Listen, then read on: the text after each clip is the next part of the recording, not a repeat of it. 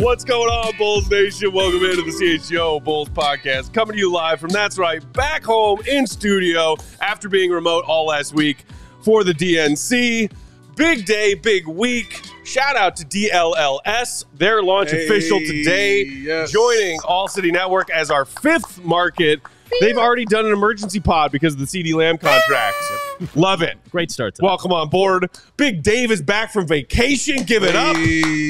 And to help us welcome Big Dave back from vacation, our dear friend, Bulls TV play-by-play man, also, you know, MLB, NFL, on Fox, the one and only Adam Amin is here with us. What's up, my boy? See you, boys. As always, what a pleasure. And of course, I am Peck. That's GOAT. We got the young Spath is on the controls. The whole crew is here. We are here.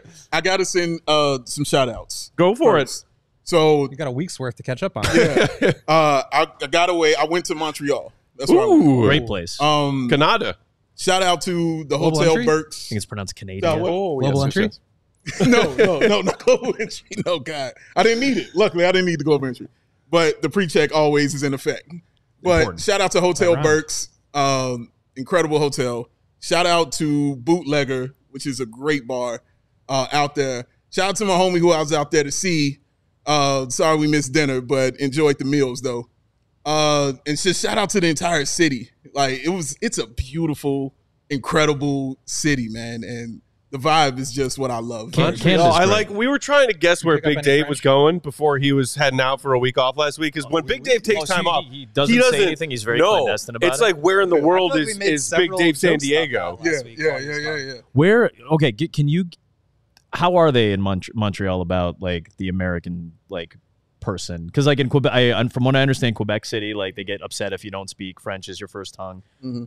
What is Montreal like? They've been very kind to me. Okay, they're everybody's always kind because Toronto's great. Yeah. Vancouver's beautiful. Yeah, I mean, you go to Toronto a couple times a year. Yeah. My brother lives in Vancouver. Love going there. Everybody in like Winnipeg and Calgary, I'm sure like the Blackhawks guys can talk about that too. But I feel like in like Quebec City and Quebec, maybe in Ottawa a little bit, and I think from what I understood in Montreal, they're like if you're English speaker, they're like they look down on you. They were for me. They were very, very kind. Even when I got in my Uber, I started speaking to my Uber driver, and we started talking sports.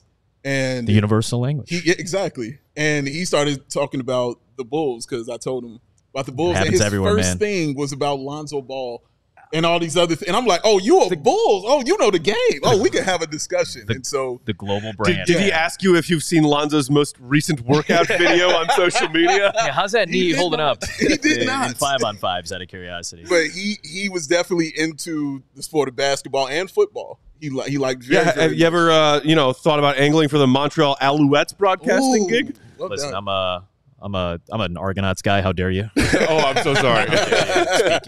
Of any team other than the great. Isn't that where former Bears great head coach Mark Trestman ran back to? Isn't he back with the Alouettes? That's where he was at before. A phenomenal CFL coach. Yes. He's like one of the great CFL coaches in the league's history. For Sounds that Grey Cup, correct? What's that? The Grey Cup. The Grey Cup is what you win when you win the CFL title. He's won a couple, as far as I remember. So.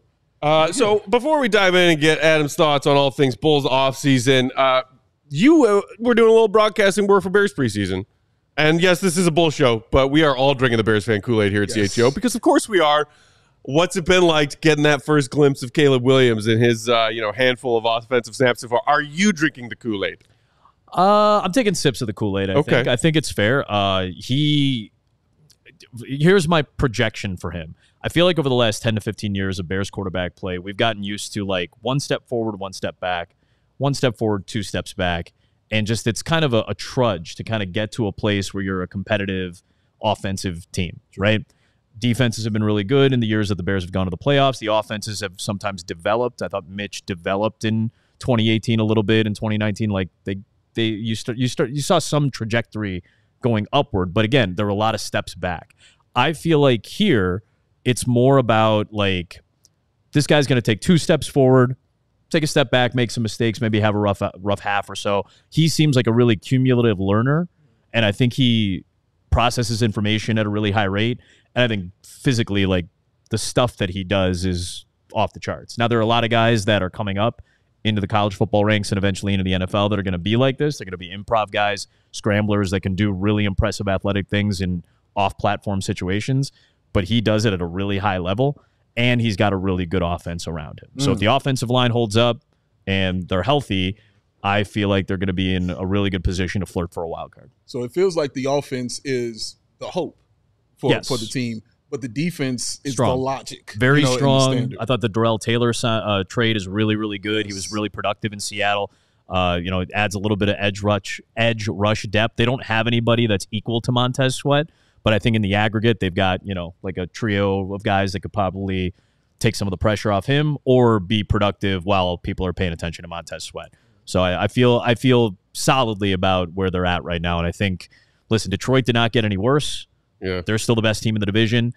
I have questions about Green Bay's defense outside of their secondary, and Jordan Love is still a crapshoot. I thought he had a great year last year, but I still don't know for sure what I'm getting out of him. Same thing with Caleb. People talk about him like he's like, oh, yeah, he's a top 10 QB already. I mean, you're paying him like one because you have to pay it now. The same way that the Giants contracted Daniel Jones looked ridiculous 2 years ago, and now you're like, oh, it's kind of a bargain, to be honest with you, based on where the skyrocketing salaries are going.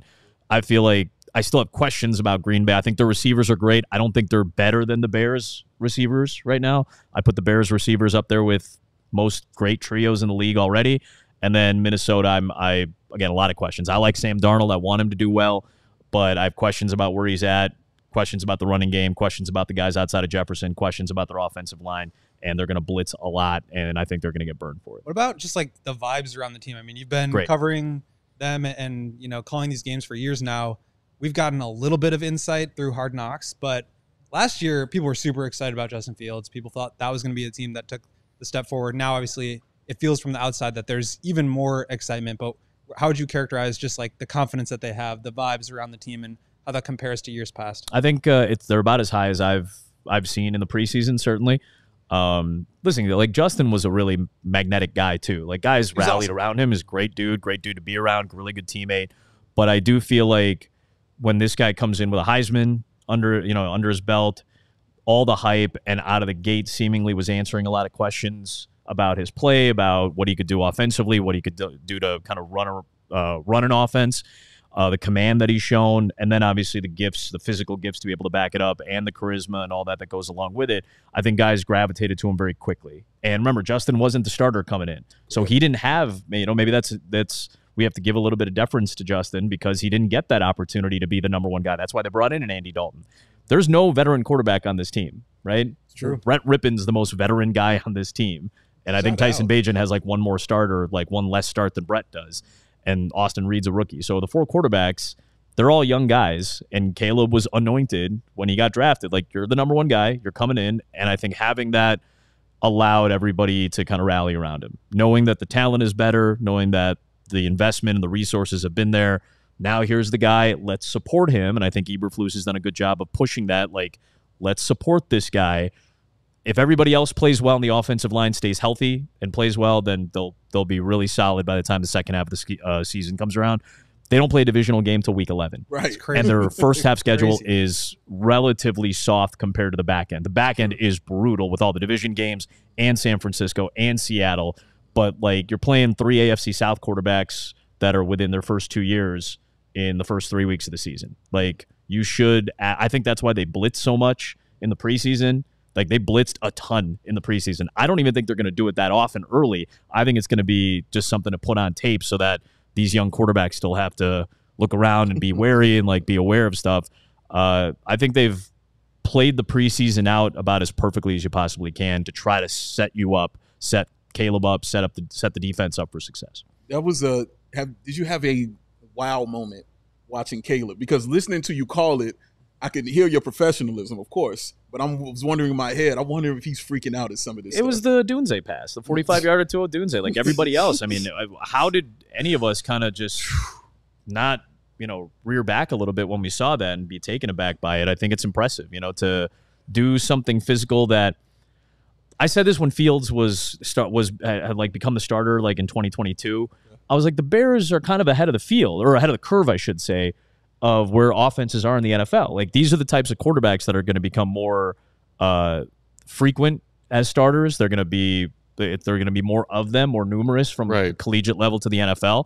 And the Bears are kind of already in position to start running a more modern style NFL offense. It never really came to fruition. I think part of that was Fields' up and down nature. Part of that was Getsy calling the plays.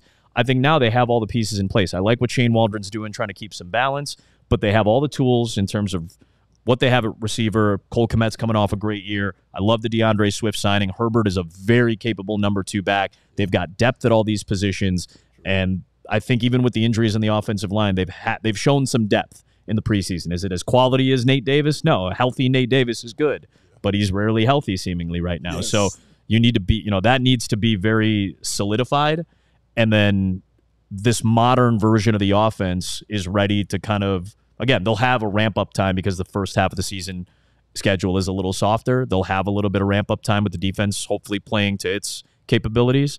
And then I think this is going to be a very fun-to-watch modern NFL offense with what Caleb can do outside the pocket in particular. It would be fun if Bears fans figure out what that is for the first time in our collective lives. Again, all that, the last 10 years, we've all had just kind of weird questions about what is the identity of when's the last time you were like, oh, that's a Bears offense? When's the last time that happened? Maybe when I mean, like 2013 with B. Marsh, Alshon, it was Forte, Marty B, and Cuddy. Yeah. Throwing a bunch of TDs, but also throwing a bunch of picks. Yeah. That was the last time anybody really was like, yeah, that was an offense. That's the offense. It's live by the pass, die by the pass. I think they have balance, or the capability and potential for balance, and I think they have a huge capability for splash plays. Yeah, and it just feels like the IQ of the team is just really off the charts. And just watching what Caleb does and watching him think back there, he removes just a lot of doubt for me. Cumulative learner. Yes, man. Just, I don't have to worry about, is he, reading all the receivers, or and he's still he's still learning, and there's true. And he missed some reads, like he during the preseason, like I think he played some 40 some odd snaps, something like that.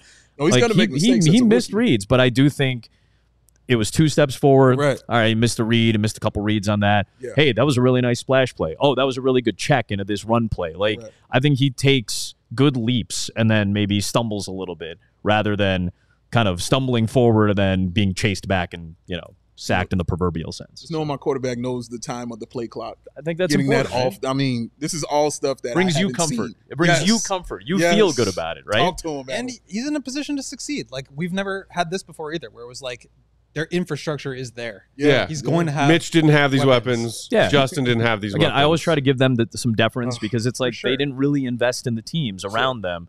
They have clearly, just in the last 12 months invested in this team heavily. Real quick, shout out to Holiday Hollis in the comments, who's saying, Adam, you're the best commentator no matter what sport. Love listening to you, brother. Keep killing it. Thanks, guys. Getting a lot of love. Of course, Bulls Nation loves Adam Amin. So does Bears Nation.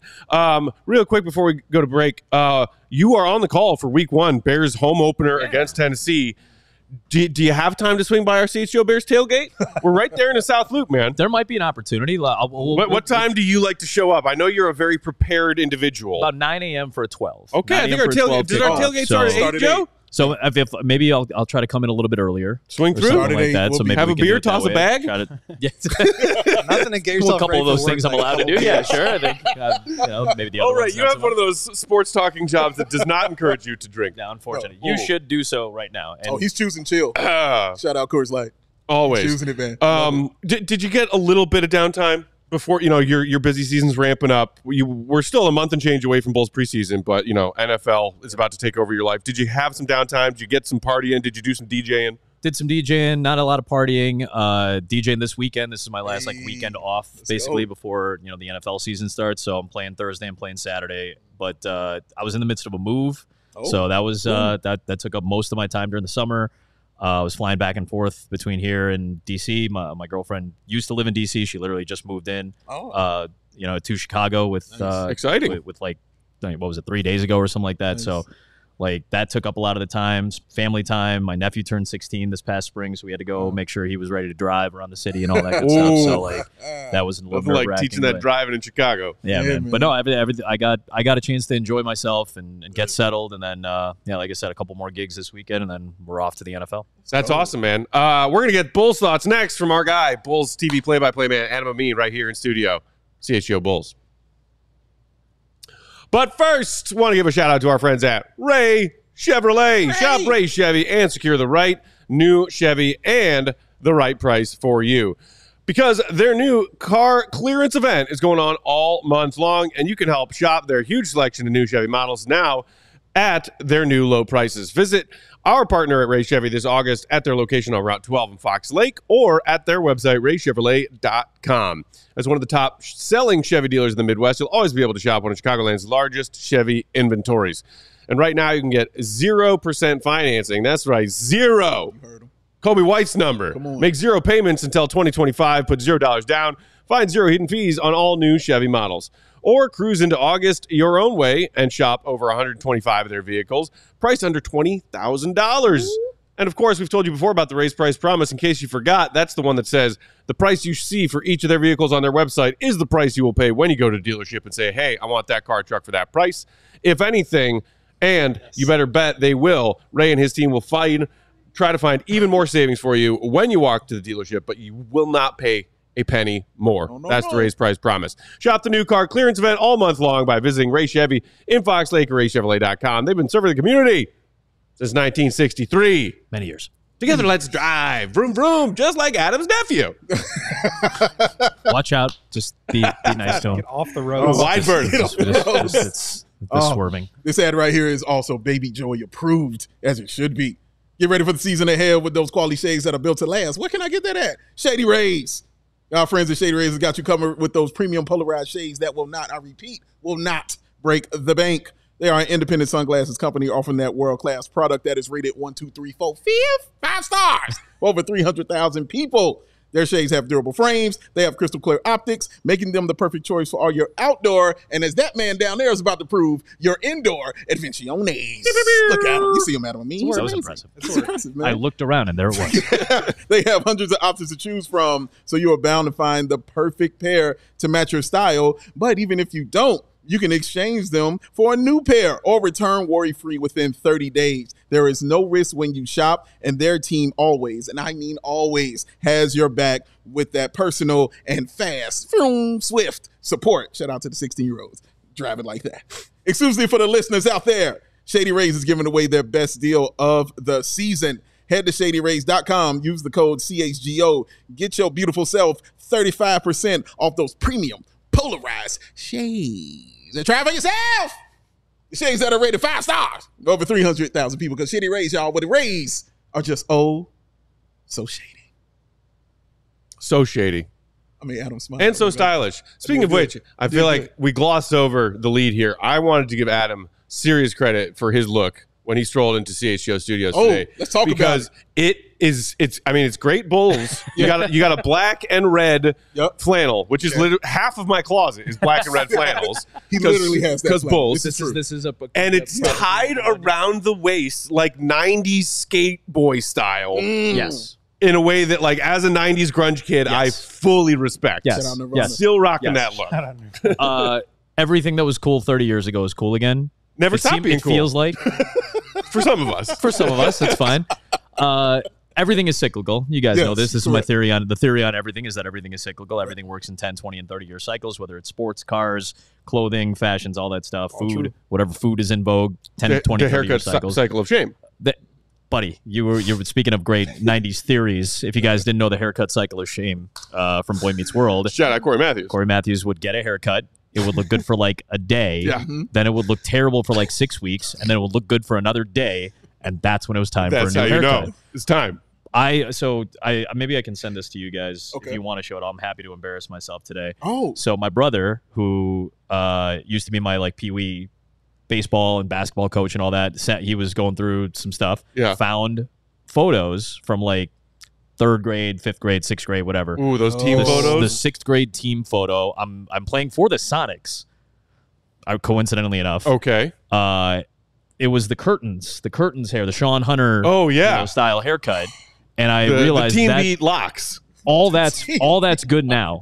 Yeah. Everybody who's got that's what every young my nephew has that going right now. Which super cool doing it. So that's awesome. I feel like everything that we thought was cool like 30 years ago has kind of naturally come back into vogue, and this is a very 1990s look outside of the Richmond shirt, but I feel like you also appreciate the Richmond shirt for of course the season 4 of Ted Lasso. I mean, is that like on the way? That's for real?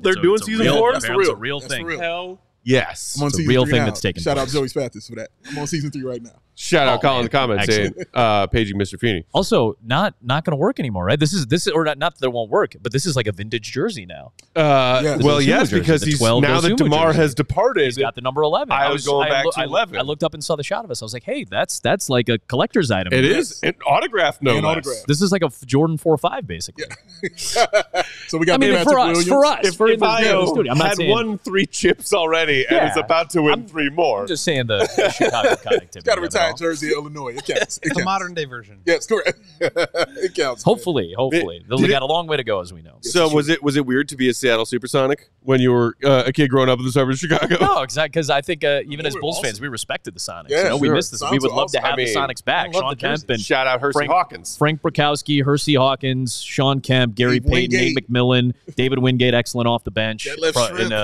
in kind of a swing forward role. Yeah. Tremp was kind of more of a modern day player. I think he could have fitted into what we're doing now. So this is true. Somebody said they're wearing a Nirvana shirt. I have that shirt in my closet right now. They're $5 at Target. What do you want? I mean, what do you want me to do? Shop at Target, y'all. I wore a Purple Rain shirt. I was gonna say $5. Yeah. Always a solid fit. Somebody was asking us like, is Adam going to come in looking all like slick, and I was like, I don't think I'm a slick. I was like, person. Adam, what I like about you is that you recognize pretty quickly what people's vibes are. And if you are like, when you come hang out in our turf, you're like, I'm going to go with that vibe. I think I chameleon myself into whatever situation is necessary. I don't like wearing suits. Like my preference is to not. I mean, you wear them well. I'm glad. It's weird when I see you on my television and you're wearing a suit and tie, and I'm like, no, this is the Adam Amin that I know. I'm much more comfortable what we're all doing right now. No, you don't have the tie. You know, I like the no tie look, sir. When you rock. Stacey and I have started to, as you guys could. Actually, since we've been working together, I think we started 4 years ago, and we were doing road games out of studio. I think we kind of felt comfortable eventually. Just we'll wear a polo and a sport coat or something like that. Stacey has gotten to the point where he was very supportive of us, like on the road, especially if we're in Orlando, Miami, or doing a Texas trip or something like that. And like, are you gonna wear a tie? Are you? You just want to go. I think we like to keep it classy, but casual. But I think more business casual on the road. Yeah, and then we usually rock a suit at home. Oh no, we've seen your Instagram, sir. We've seen some of them photos. Oh yeah, Paris was different. Paris was a little different. Yeah, we classed it up. Yeah, clean as a Mississippi chitlin. That's very wow. That is a very strong Southern reference. Because you mentioned your great partner Stacey King. I know that there's still a lot of unanswered questions that Chicago sports fans have about this new home of the Bulls, Blackhawks, and White Sox. Can you confirm for our fellow diehard Bulls fans out there listening, tuning in, you and Stacey will be on the call on people's television, and they're bringing Bulls to their living rooms every game night? We'll be back together. There you go. Let's go. There it is. Let's go. We're all set. Everything else is mere unimportant detail. Yeah, I have a lot of questions about the network as well. Again, I think we're all kind of waiting to see what's taking place. Obviously, as you mentioned, the DNC was in town, so the setup over at the United Center got delayed a little bit for a couple of weeks, but they're back hard at work trying to make sure that they've got a network up and running by the time we start up in preseason in 5-6 weeks, something like that, whatever it is. I mean, it's going to be here before we know it. Still learning details, but again, the nice thing is I know I'm back. Stacey knows he's back. We know our producer is back, and that's a great starting point. And hopefully everything will kind of fall into place where it's supposed to. That's awesome, man. It's great to hear. We know our fellow Bulls fans love you guys on the call because you guys do a terrific job every night, regardless of the opponent, regardless of the situation, whether it's a blowout or a tight one. A lot of love from our fellow Bulls fans in the comments. Happy to hear that y'all are back. Bulls basketball is just not the same without Adam and Stacey. No. I even like the fan in there who talked about you and Stacey's infamous call in Orlando, getting on our guy. Our guy Mac. Our guy Mac. He's a stand-up comic, by the way, in Orlando. Like you can catch him kind of doing some stand-up comedy. So if you guys are in Orlando and you guys see Jersey Mac somewhere out there, he calls himself Jersey Mac. Like that's awesome. He's a good man. We see him and his wonderful lady friend Diana every time we go down to Orlando. They're great people. And again, I know we found them via just kind of chirping. Again, it wasn't necessarily like trying to be mean to them. It was more about the joke about the fake jersey or whatever. Clearly what it was. It wasn't even his fake jersey. His jersey was fine. It was more just like we liked the joke of if you had a fake jersey, you would know because it would be a NyQuil Jordan or whatever. Right, yeah. And there's a action figure of like a kind of off-brand looking Michael Jordan that's like where his like face is like melting off to Michael Jordan or whatever it is. So like that's what we were joking more about. I feel bad that Mac got caught in the crossfire of it, but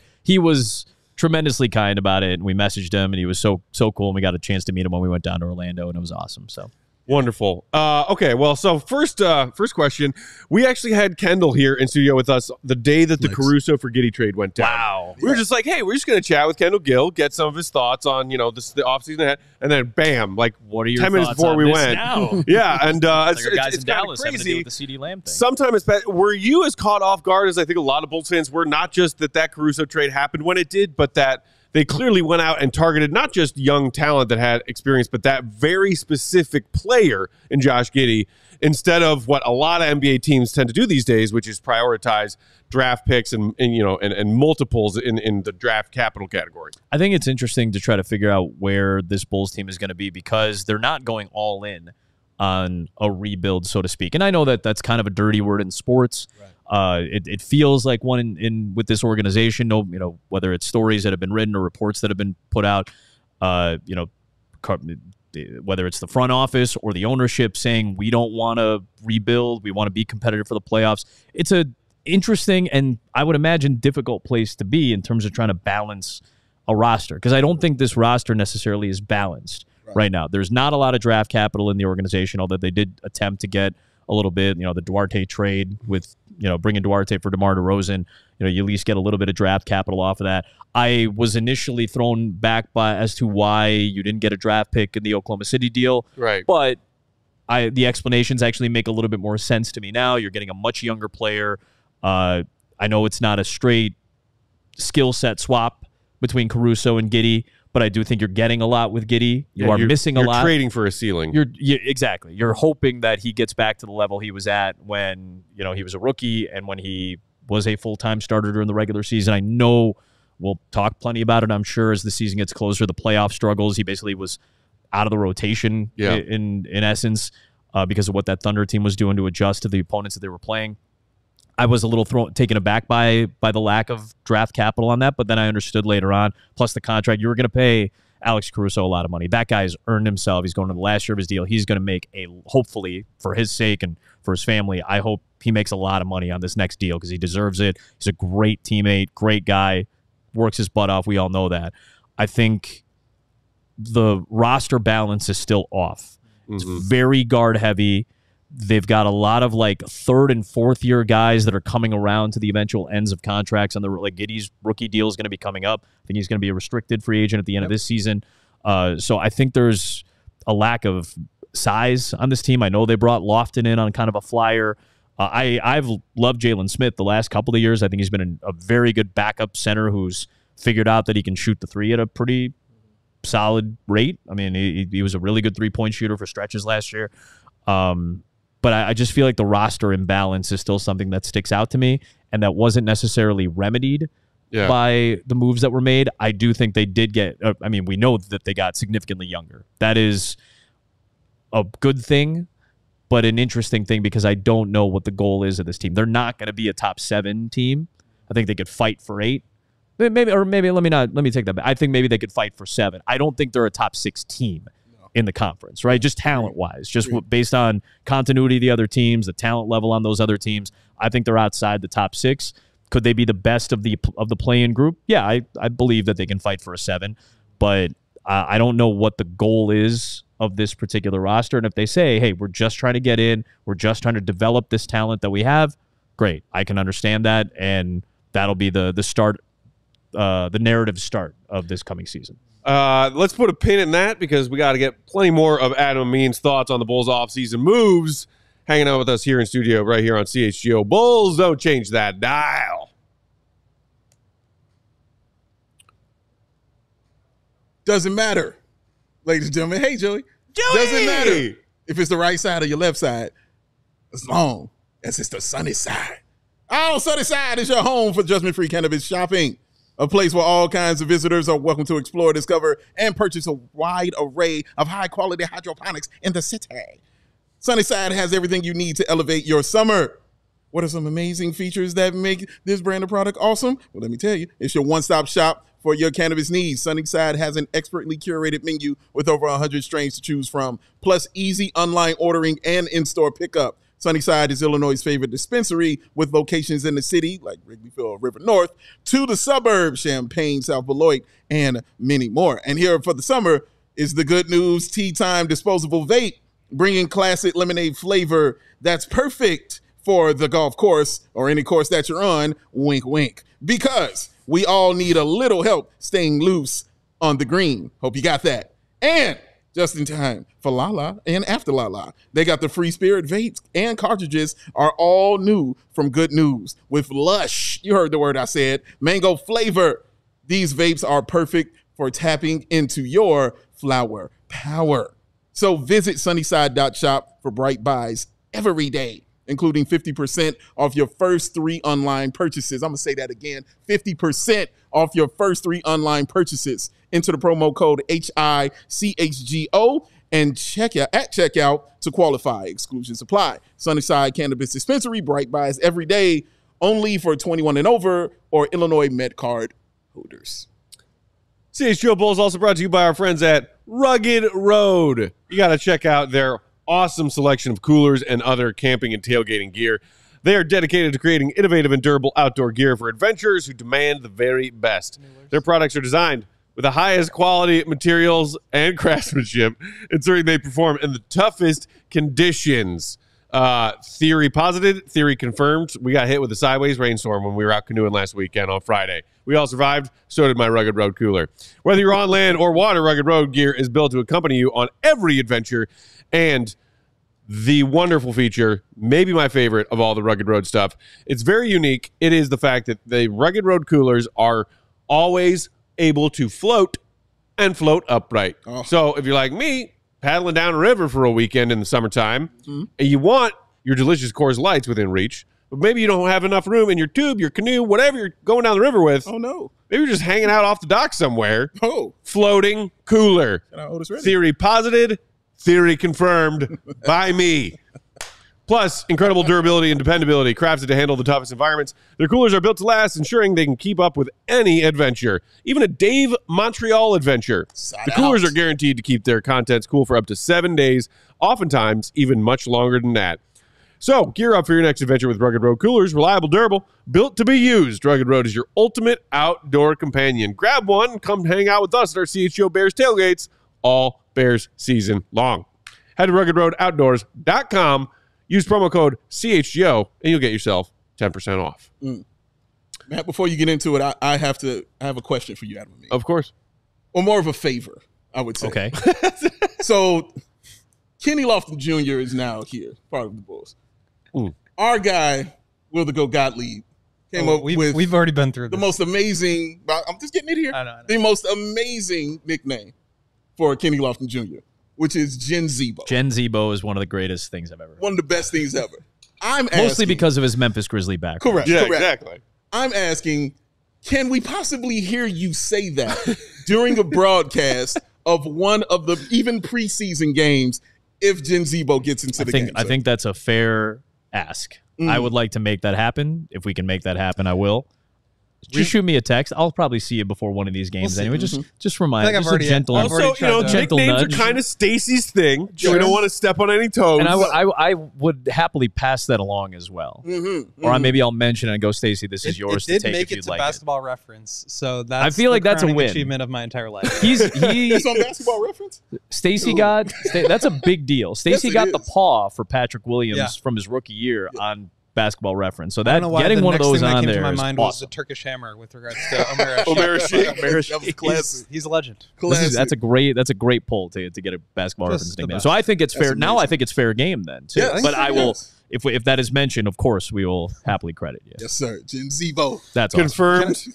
Look at that. Gen Zebo on his B-ball reference page. Right Look it up. It's there. I got to avoid calling him Kenny Lofton though, because it's like I think the confusion was like, oh, he's Kenny Lofton's son. He's not. He is, but it's a different Kenneth Lofton. I thought that until one of our shows last week when Goat told me, he was like, because I mentioned it in passing, he was like, yo, Peck, he's like not actually his son.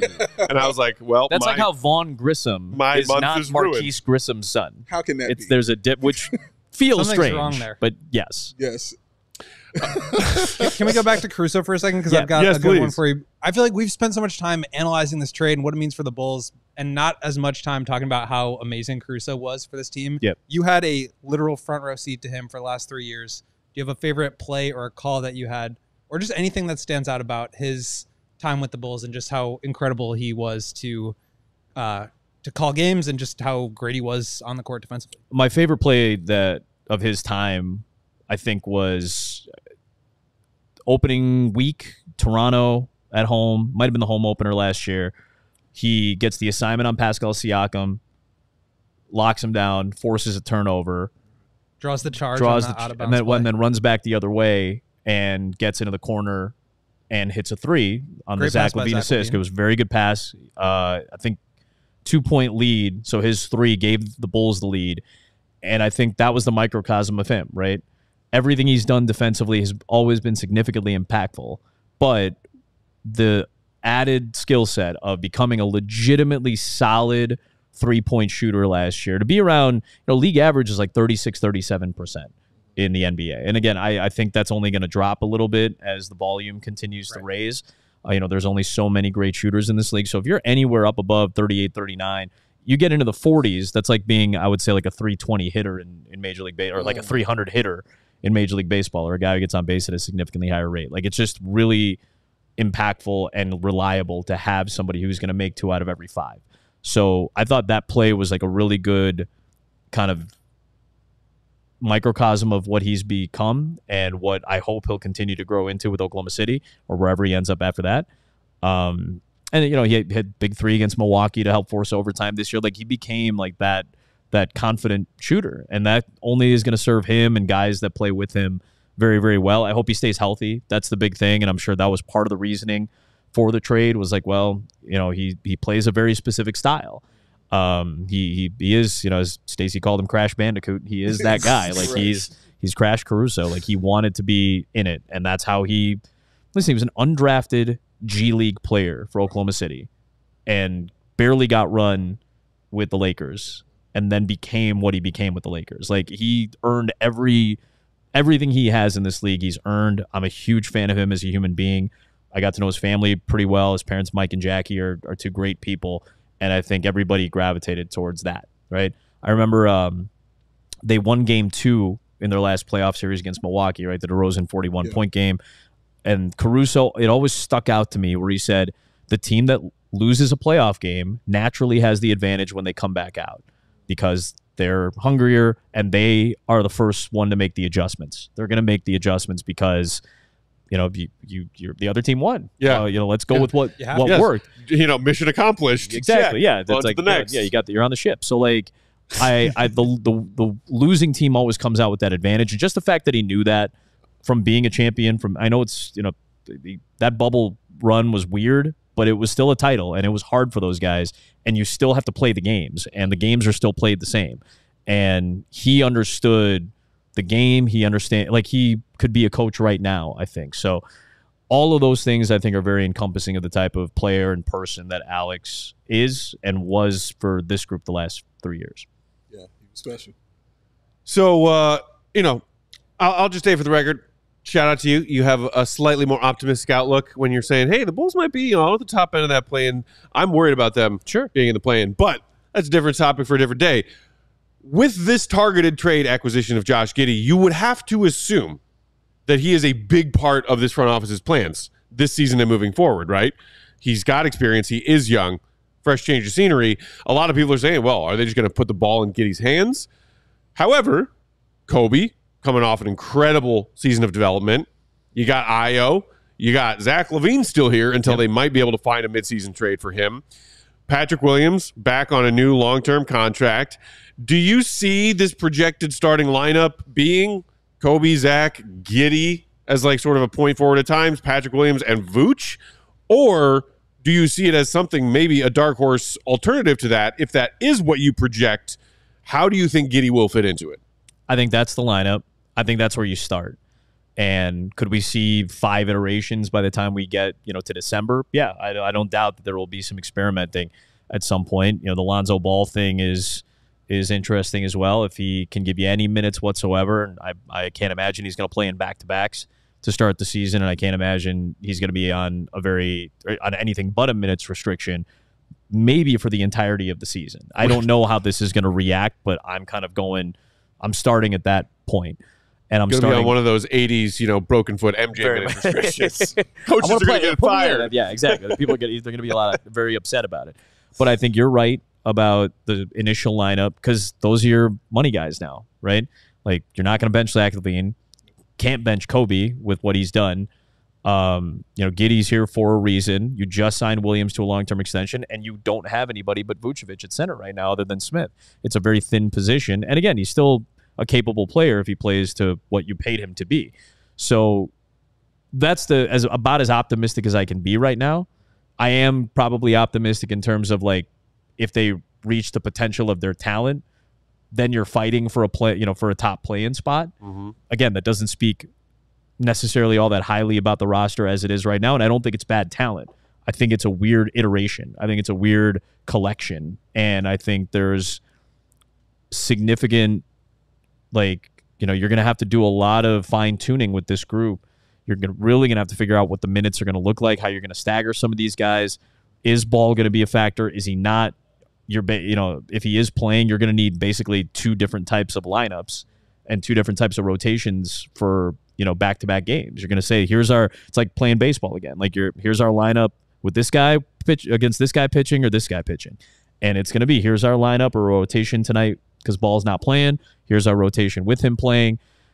There's a lot of stuff to try to navigate through. This is not an easy task, but it's a task that they've been given with the roster that they have. And the lack of balance is the thing that scares me because what you're saying, Pac, I think is right. Where are these guys going to find minutes? And maybe more importantly, where are these guys going to find shots? Because if your goal is to trade Zach LaVine, and it seems like that is the goal for this group eventually to trade Zach LaVine, he's going to have to prove that he's worthy of being traded for.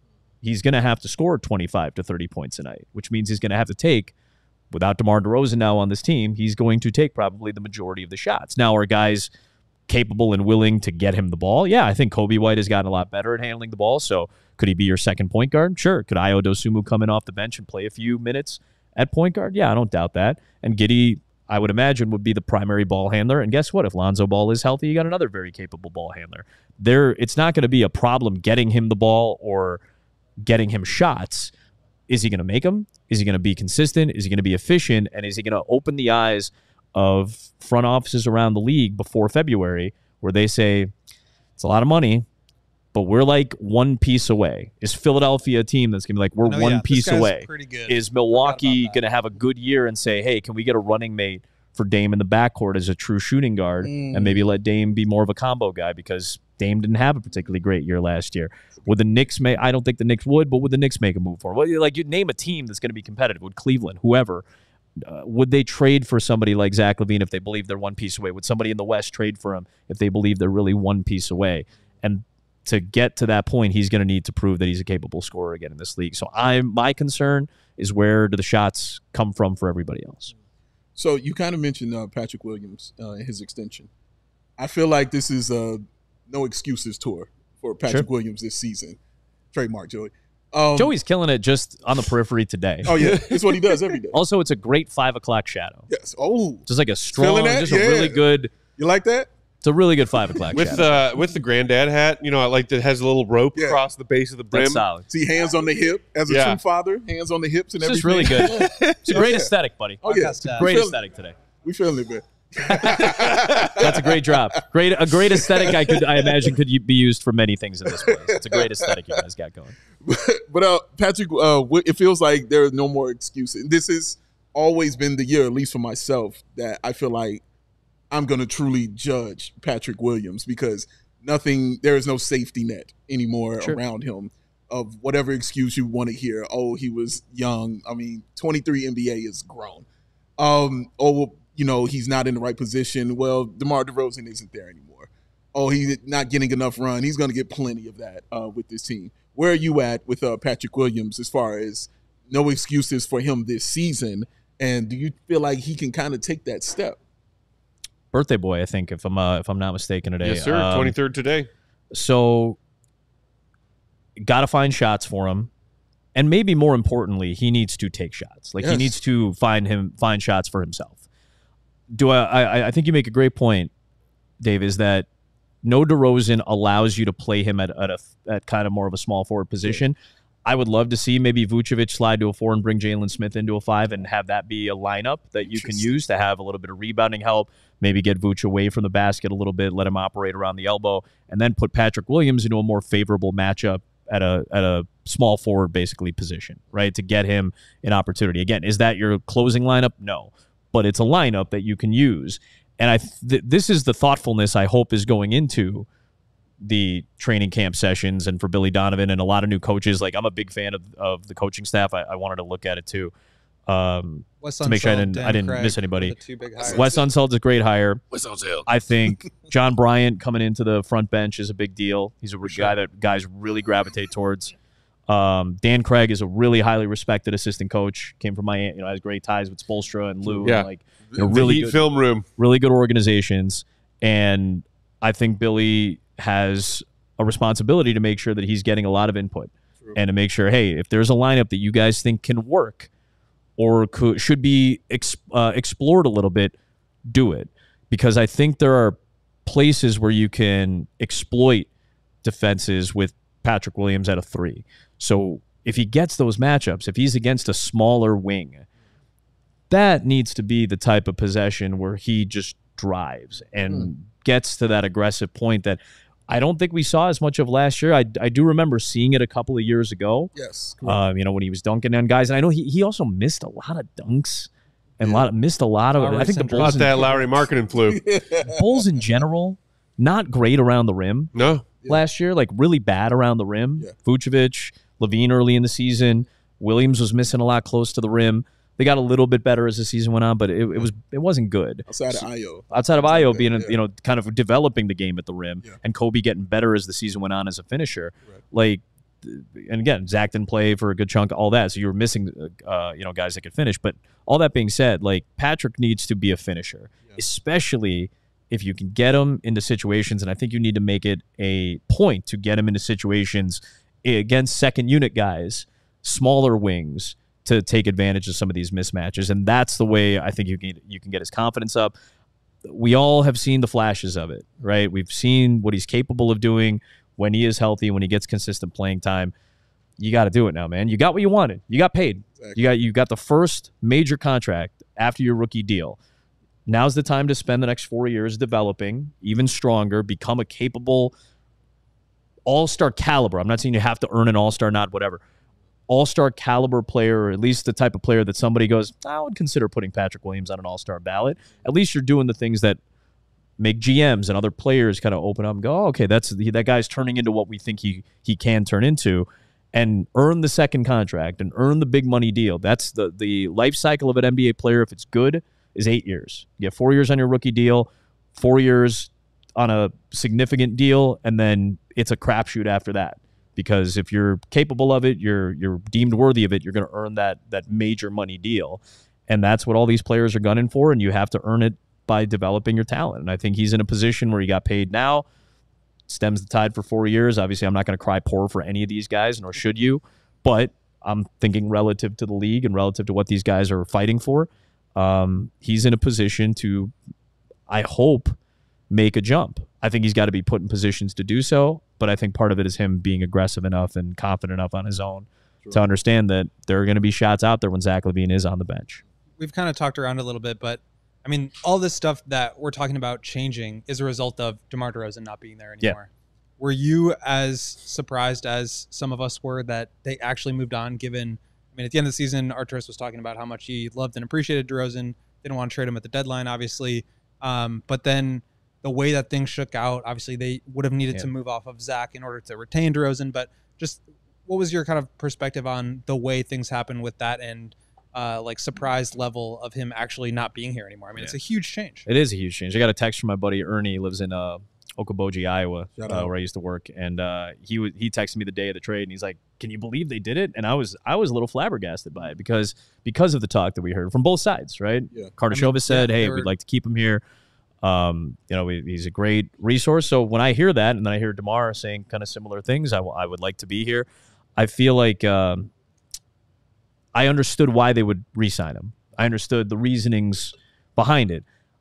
I also understood that the money that he was probably going to command for still being a very capable, high-level scorer, high-efficiency scorer in this league probably was going to be a little bit out of the range of what the Bulls could afford or would want to pay. Right. Because if you were going to build for the future, that means signing Patrick Williams rather than signing DeMar DeRozan to a 2-year deal where you're probably going to take up another good chunk of your salary cap. So I think I understood why you'd want him there to be a leader. I think he's a great get for Sacramento. Is he going to put him over the top as a championship team?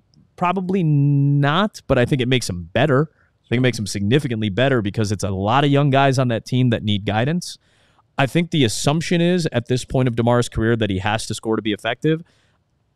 Yes and no, because I don't think he has to take shots away from Fox or Sabonis. He needs to win his matchups. It's kind of like an offensive line. Like, you have to win your individual matchups. If DeRozan on any given night has the best matchup, they're not stupid in Sacramento. Fox and Sabonis are really smart players. They're going to get DeRozan the ball in positions where he's going to be effective and efficient. You want DeRozan to be a 50% plus shooter. And the way you do that is you give him better matchups. The same thing we're talking about with Patrick Williams. I think he'll be a great addition and a great piece.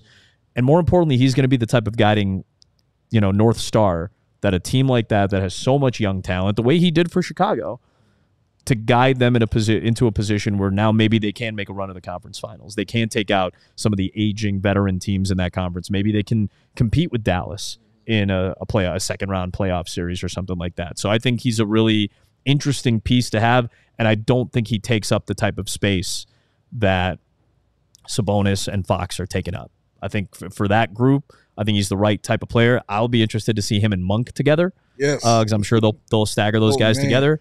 That's if you put them on two sides of the floor, that's or maybe you overload one side. That's I don't know who's going to get the shots, but it's going to be interesting trying to defend that. Well, also, Adam, you knew he couldn't stay here after the Not Like Us video. There was no way. He's got to go back to California at that point. There's no way he could stay in Chicago. The only thing that would have been more fitting is if he played for the Clippers. That's the only thing that would have been more fitting. Seriously.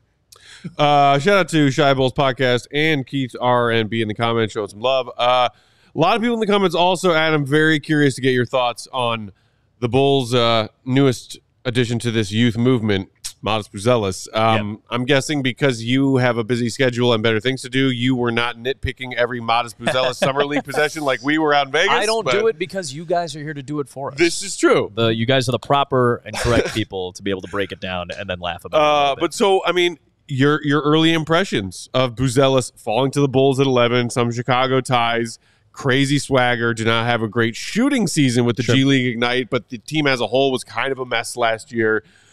What do you make of him so far, and how do you see him fitting into this Billy Donovan juggling rotation? First off, shout out Hinsdale Central. Hey-o.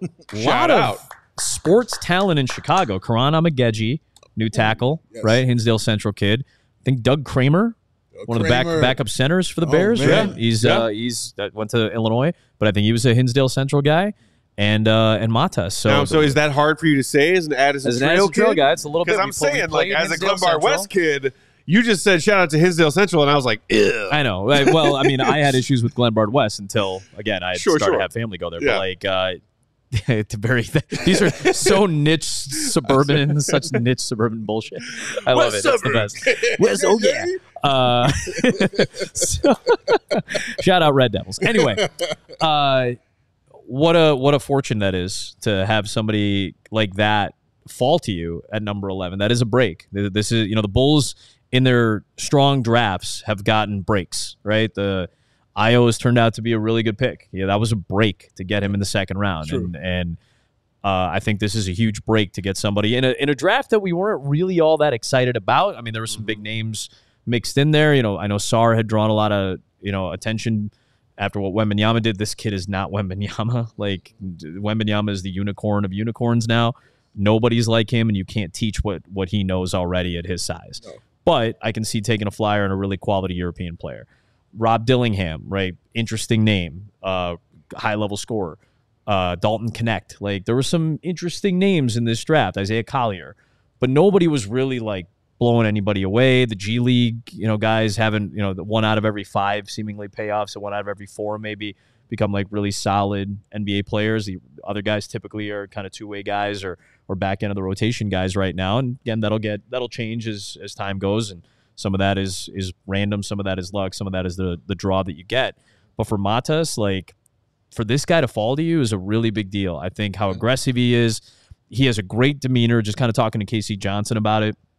Casey was down there covering Summer League, and just the way Matas interacts with you. He's already got a really mature demeanor, but also has this kind of youthful exuberance and kind of like he doesn't know what he doesn't know type of attitude. Like, he doesn't know he's not supposed to challenge, first team guys. He just thinks that that's what you should be doing. And I think a lot of players would be very well served. Young players would be. I think, again, a player like Patrick Williams, I think would be better served to have an attitude like that once in a while, like we were just talking about.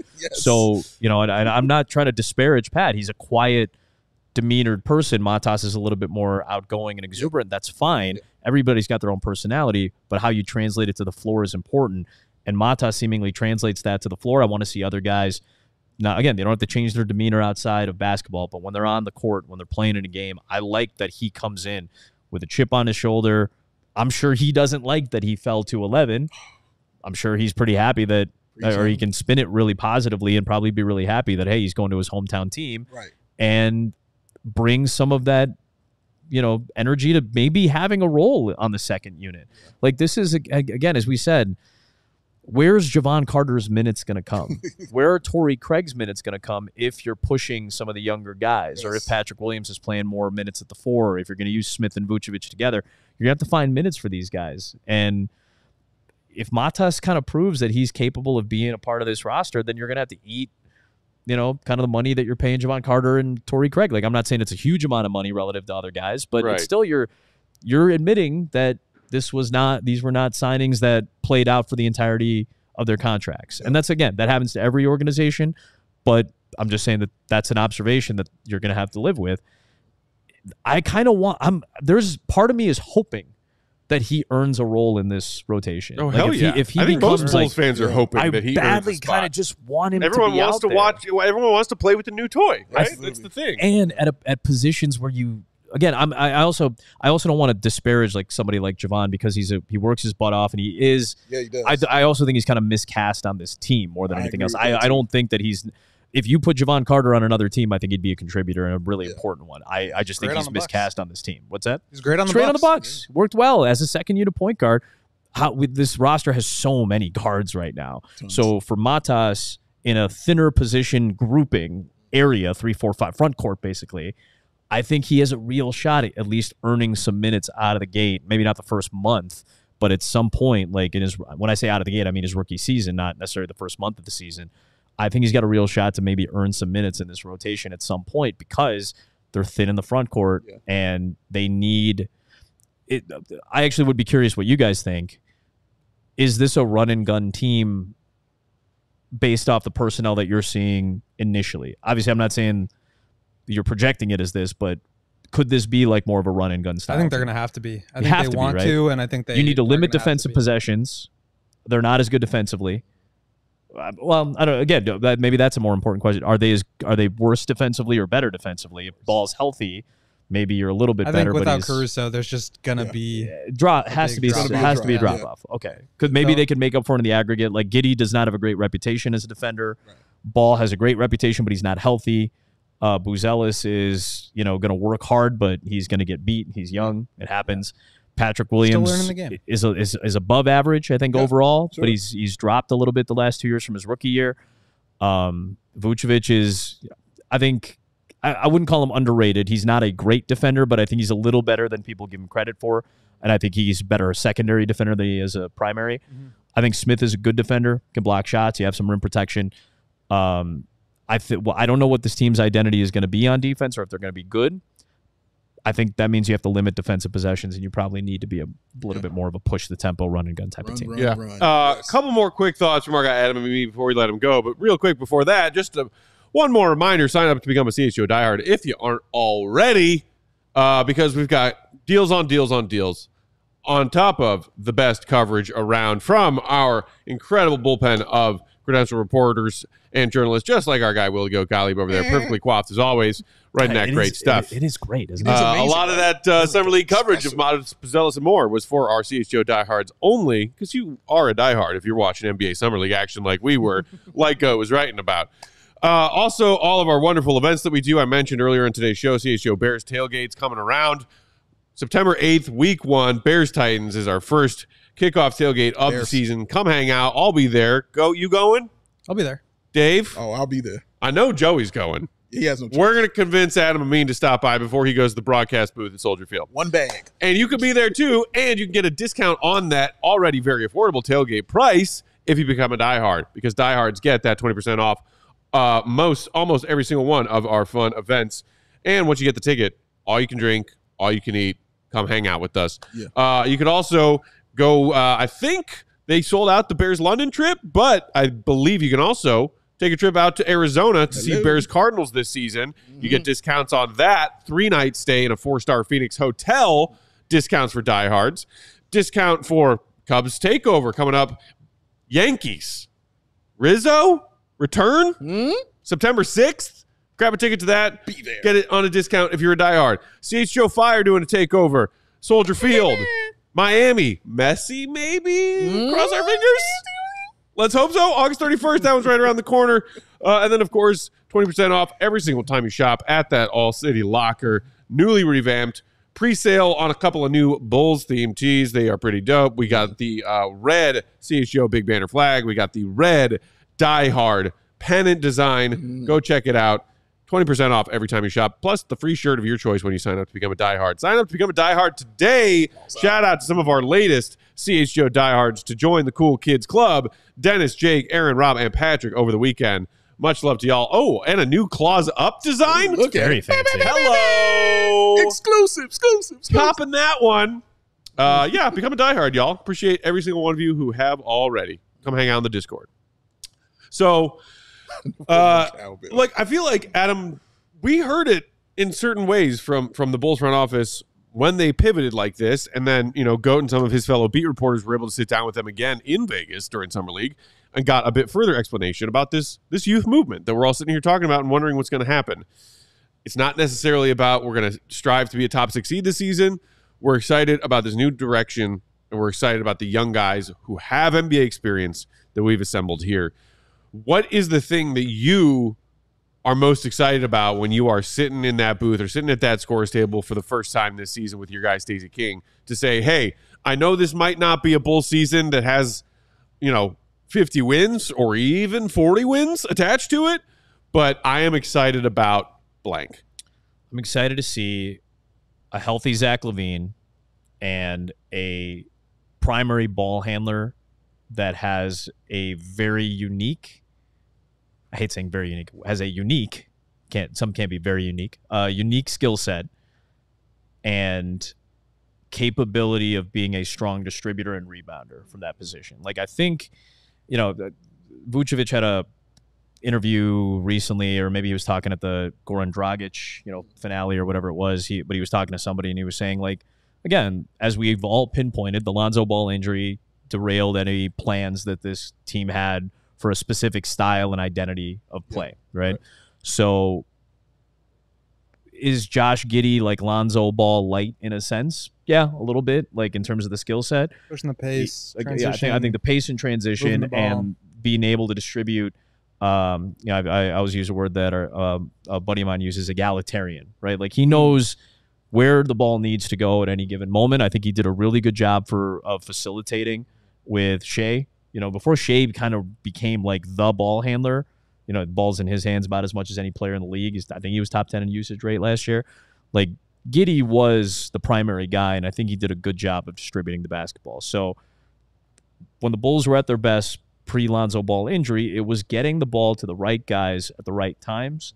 And I think somebody like Giddey hopefully has the wherewithal, the understanding, and it seems like he does have the IQ to know these are the matchups I need to exploit. This has to be a matchup-oriented team. They're not going to beat teams in half-court sets, I don't think. I shouldn't say in half-court, but in like a half-court-oriented game, they're not going to win more than they lose. I think they're better as a transition team, and if you're going to become a team that's going to be ISO heavy or whatever, I think Giddey's the right guy to have in terms of distribution to say that's the matchup we should be exploiting, and then actions work off of that.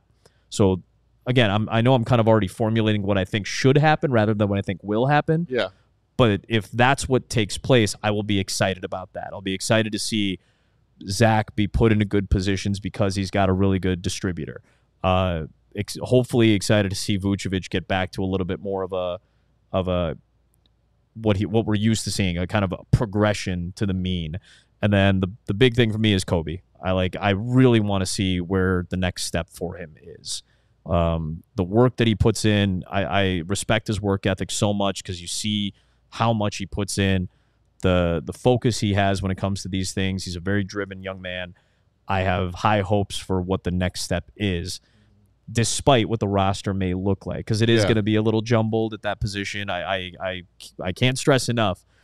I think our differentiation about like our levels of optimism doesn't have anything to do with the talent on the floor. I think it's just the iteration of the roster and trying to figure out who's going to take what shot when, how are they going to get into an offense? Will they be capable of mixing and matching and showing some versatility in their lineups, which I don't think they had the pieces to do so in the years past. I think they have a little bit more quality versatility, but you have to find it. You have to figure out what that looks like. Right. And it's hard to do that when you just throw guys out there for a 48-minute game and hope that by, you can go into the locker room at halftime, not be down double digits, and then make your adjustments and hope that it works out a little bit better.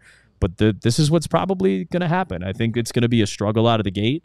I think they'll improve and figure things out as the rotations get a little bit more solidified and their understanding of who they have, which nights they have Lonzo Ball, if they have him at all, and how to get Zach LaVine into a position where, again, if that's the goal, to get this guy traded because you're trying to get off that contract, he still has to play at a high level so that teams are enticed to do. Make him look like the two-time All-Star version of himself that a handful of teams out there might want for a playoff run. That's what we need. Yeah, absolutely. You calls it egalitarian. I call it point guardsmanship.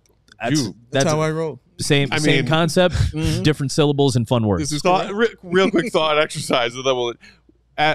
When Adam said the phrase youthful exuberance, Big Dave, okay, did you say to yourself silently in your head, ladies and gentlemen, youthful exuberance? No, I said, to me that sounded one of those phrases where Big Dave hears it and pictures it being like a band about to go on at SNL. Yeah. Actually, I said once again, youthful exuberance. Yes. Sometimes we just need to come up with some good band names.